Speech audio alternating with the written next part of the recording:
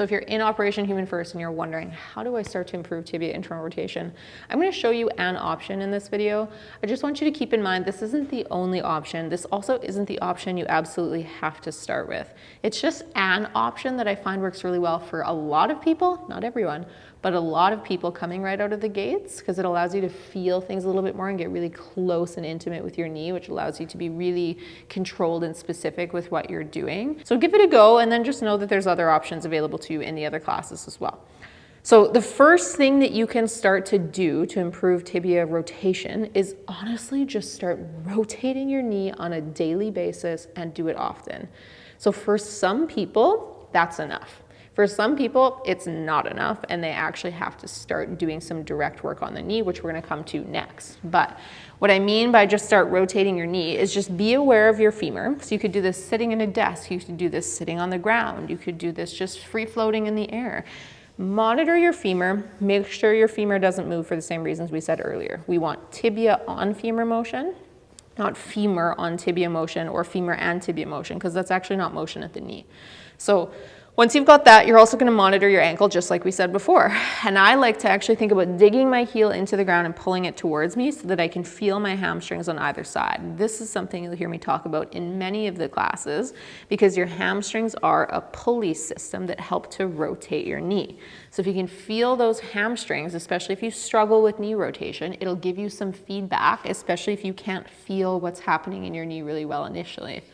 So what we can do is we can go, okay, I'm going to rotate my knee outwards as far as I can, try and squeeze a little bit more out, and then I'm going to rotate my knee inwards as far as I can and try and squeeze a little bit more out. So you're going to feel the inner hamstring engage as you pull it inwards, then you're going to feel the outer hamstring engage as you pull it outwards. And you're just going to rotate that knee back and forth. And I want you to experiment with doing this at as many different angles of knee bend as you can. So you can have your heel out a little bit further and then go, okay, now I'm going to rotate my knee here. You can fully bend your knee and go, okay, now I'm going to rotate my knee in here. And as often as you can throughout the day, just sprinkle it in, even if it's kind of mindless and you're stuck at a desk job and you're doing laptop work, just have your leg under the desk and just be rotating it in, rotating it out. If you want to get a little bit more specific with it, throw a block between your legs so that you squeeze it even just a little bit as you rotate your knee, and that will make sure that your femur doesn't move and you're more likely to be isolating your knee, even when your mental resources are being expended elsewhere and you can't actually watch your knee or hug your femur or anything like that.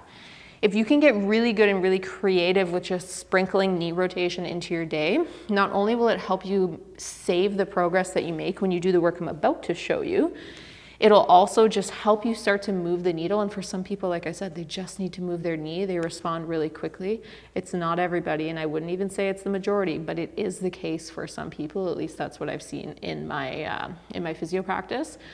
So not everybody needs to come down and do this really isolated work. For some people, they just need to start moving their knee. Now, if that doesn't work for you, or if you're like, I don't want to start improving this right now, I don't want to run this experiment of just seeing if rotating my knee is enough, I want to give it everything I can to get this improving stat. What you can start to do is bend your knee, and you can play with different angles of knee bend. Okay, so the more bent your knee is, the more internal rotation you're going to have access to. So just keep that in mind.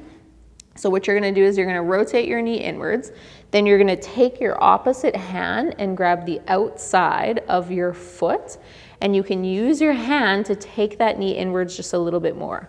What you do with this other leg, I don't care. It can be off to the side, it can be underneath you, it can be wherever the heck you want it, but this side, we're going to rotate that knee inwards, grab that foot, and I like to grab it a little closer to my heel or kind of in the middle of my foot versus just at my toes, because then it's going to want to bow into the outside of my ankle a little bit more. If I grab it a little bit closer to my ankle and I keep my foot flat, then when I spin it inwards, it's more likely to come from my actual knee. Then what I can do is actually take my knee and just move it outwards ever so slightly. Okay, so notice how subtle that was. So I'm not going way out here, okay, because now I'm bowing into my hip. I'm keeping my shin, for the most part, pretty vertical, but I'm just encouraging it outwards ever so slightly. And we can just hang out here and just give the knee time to adapt in this position. So we're not doing anything right now. We're just giving it time to experience more internal rotation because you've taken it as far as it was willing to go on its own. Then you've used your hand to try to lever it just a touch further. And if you're feeling it in the outside of your ankle, what that'll mean is that the outside of your foot is probably dropping down and you're probably rotating through your ankle like this. I'm exaggerating. So think about bringing the outside of your foot up a little bit so that your foot kind of goes this way as you pull your knee inwards a little. And that's going to actually create some slack in your ankle and help you isolate it a little bit better to your knee specifically. So as soon as your bottom of your foot, if this is the bottom of your foot, if it starts doing this, you're going to bow into the outer ankle a little bit more. But if this is the bottom of your foot here and you do this and you lift the outside of your foot, it'll help you isolate that knee a little better. Now we're giving this knee a little bit of time to stretch here, and then we're going to start isometrically loading it with pails and rails. So what that's going to look like is I'm going to attempt, and attempt being the key word, to try to rotate my knee outwards, but I'm not actually going to move it at all. I'm going to keep it right where it is the whole time. So I'm going to be pushing into my hand, but careful you don't just push into your hand with your ankle. Again, you want to think about using that pulley system that we talked about earlier. So you want to think about trying to pull with your lateral hamstring or squeeze this outer thigh stuff to spin that shin bone inwards. For some people, if they really struggle with that, what I'll have them do with this free hand is actually stuff it right behind their knee and their calf and their hamstring, and then actually make sure that when they think spin their knee outwards, that they feel musculature contracting on that side versus just in this lateral ankle portion. And that, like I said, you're trying to keep the bottom of your foot kind of up slightly or just flat the whole time so that as you start to rotate out, you're not levering with this lateral ankle nearly as much. So we're going to get into that right now. Now, if you've never done this before, you don't need to jump right into doing max effort, and I basically never have clients do that. If they've got an untrained knee with limited tibia rotation, I'll have them start with a smaller exposure, and I'll actually have them just slowly ramp up, and we'll see what they can tolerate and see what works for that person. But for some people, you might need to start with 30%. For some people, you might be able to start with 50. Some people might even be able to hit 70. But I don't recommend just jumping right to 100% if you've never done this before. You can work up to it. Because this class is kind of a first exposure for many of you, I'm going to keep you in and around 50% today. However, you could take this up to max effort as well. You just wouldn't hold it as long. You'd only hold it for like 10 seconds if you're doing max effort.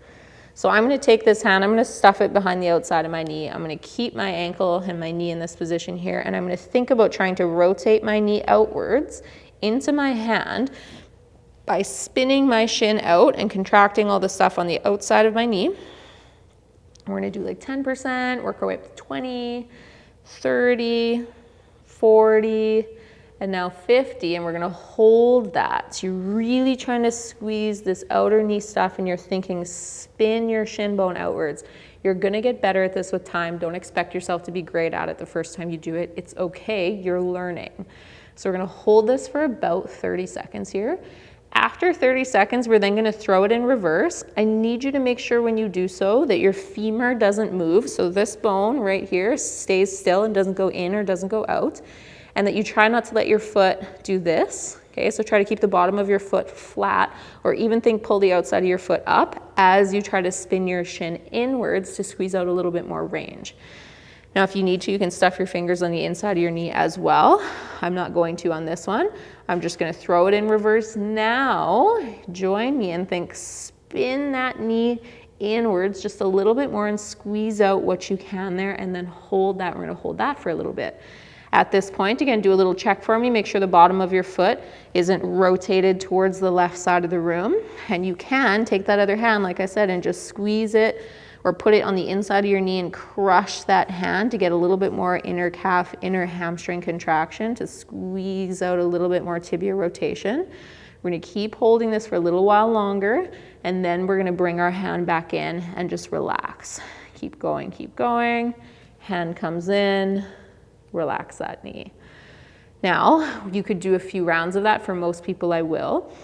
But because this is your first time and I'm just trying to get you guys to understand how you can start to work on this. And like I said, there's future classes that are going to take you through like a full class dedicated to tibia rotation. I'm going to leave you with one round for now, but if you have time and you want to hit a second rep, just hit pause, do another round of that exact same thing for me. And if you need the cueing, just rewind the video to the front of that set, or the beginning of that set, excuse me, and then you can do another round.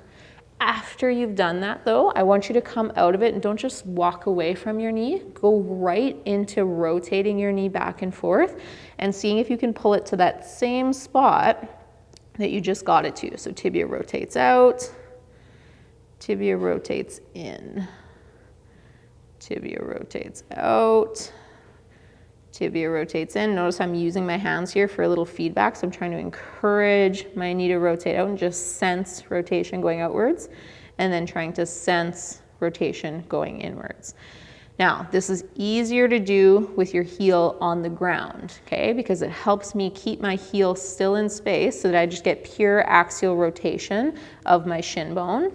Whereas if we lean back a little bit, and this is something you can practice and work towards, if I lean back and I lift my heel off the ground, now when I try to rotate my knee, the game becomes, don't let your heel swing out and do this kind of U-shaped thing that I'm doing right now where my heel's moving in space.